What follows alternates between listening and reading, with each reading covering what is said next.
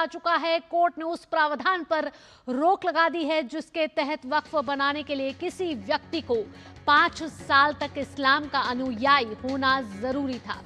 यानी 5 साल की इस्लाम की प्रैक्टिस करने की अनिवार्यता पर अब रोक लगा दी गई है।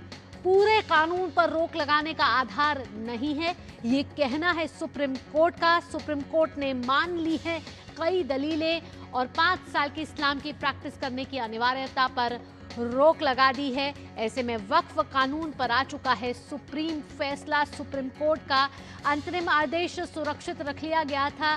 22 मई को 3 दिन की सुनवाई हुई थी, जिसके बाद फैसला सुरक्षित रख लिया गया था और आज फैसला सुनाया गया है, जिसमें ये सुप्रीम फैसला सुनाते हुए सुप्रीम कोर्ट ने कहा है कि पूरे वक्फ संशोधन कानून पर रोक लगाने का कोई आधार नहीं है, कोई औचित्य नहीं है।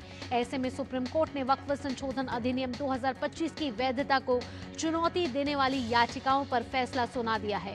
सुप्रीम कोर्ट ने वक्फ संशोधन अधिनियम 2025 की वैधता पर कोई फैसला नहीं दिया है। यह कहें कि तो अधिनियम पर रोक लगाने से इनकार कर दिया है, लेकिन इसकी धाराओं पर रोक लगाते हुए कुछ शर्तें जरूर तय की हैं।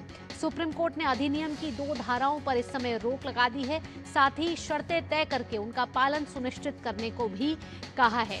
तो सुप्रीम कोर्ट ने वक्फ संशोधन कानून अधिनियम 2025 पर सुप्रीम फैसला सुना दिया है और साथ ही साथ कई प्रावधानों पर इस समय रोक लगा दी गई है, लेकिन कानून की वैधता पर कोई संशय नहीं है, उसको रोकने का कोई आधार नहीं है, ये कहना है सुप्रीम कोर्ट का।